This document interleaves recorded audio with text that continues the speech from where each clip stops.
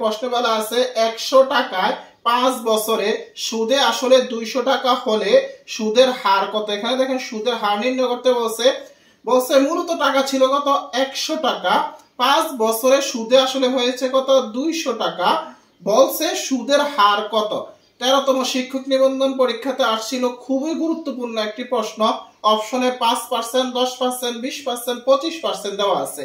এই যে অঙ্কটা, এই অঙ্কটা আপনারা কিন্তু শর্টকাটও সমাধান করতে পারবেন। এরপরে আপনারা বেসিক ওয়েতে লিখিত নিয়মে যেই সমাধান করার সিস্টেম, সেই সিস্টেমও কিন্তু আপনারা খুব সহজে সমাধান করতে পারবেন। তো প্রথমত আমি আপনাদেরকে লিখিত যে সিস্টেমটা আছে, যেটা বেসিক নিয়ম, সেই বেসিক নিয়মে আপনাদেরকে বুঝিয়ে দিচ্ছি। পরবর্তীতে আপনাদেরকে শর্টকাটটাও দেখিয়ে দেবো। আপনারা বেসিক নিয়মে যদি শিখেন তাহলে আপনারা বুঝতে পারবেন যে এটা কিভাবে হলো। এখানে আপনারা মূলত যে কাজটা প্রথমত করতে হবে সেটা হলো, দেখেন এখানে বলছে যে হতো 100 টাকায় 5 বছরের সুদে আসলে 200 টাকা হয়েছে। তার মানে 200 টাকা থেকে আমাদের যে মূল টাকাটা সেটা মাইনাস করে নিতে হবে। তাহলে আমরা সুদ কত টাকা 5 বছর আসছে সেটা বের করতে পারবো।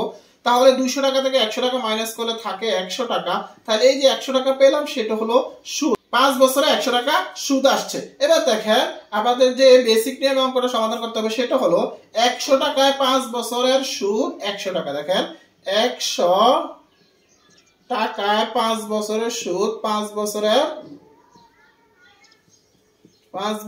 সুদ কত? সুদ আসছে 100 টাকা। ধরো 5 বছরের সুদ আসছে 100 টাকা।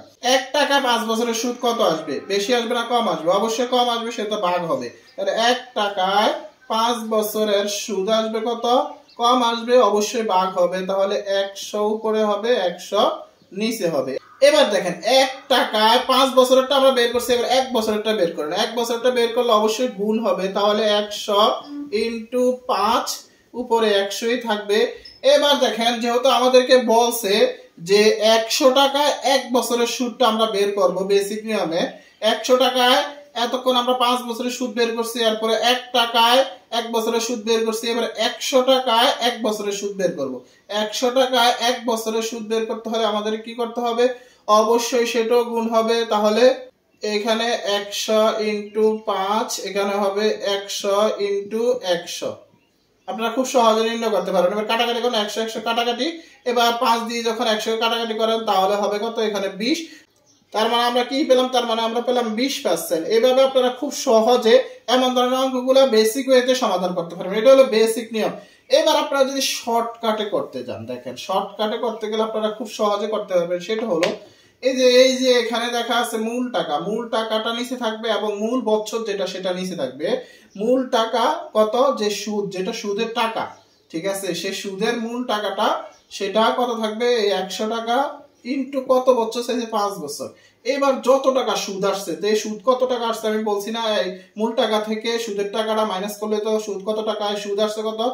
100 টাকা। যেহেতু এটা 100 টাকা, যেহেতু এটা পার্সেন্টেজের অঙ্ক, তাহলে আপনারা 100 গুণ করতে হবে, সমাধান পেয়ে যাবেন। 100 100 কাটা, 5 দিয়ে 100 কে কাটাকাটি করলে থাকে 20, তার মানে সমান সমান 20%। এইভাবে আপনারা শর্টকাটও সমাধান করতে পারবেন এবং বেসিক ওয়েতে মন ধরনের অঙ্কগুলো সমাধান করতে পারবেন। আমি আশা করি আপনাদেরকে বুঝাতে পেরেছি। সবাই ভালো থাকবেন। আসসালামু আলাইকুম ওয়া রাহমাতুল্লাহ।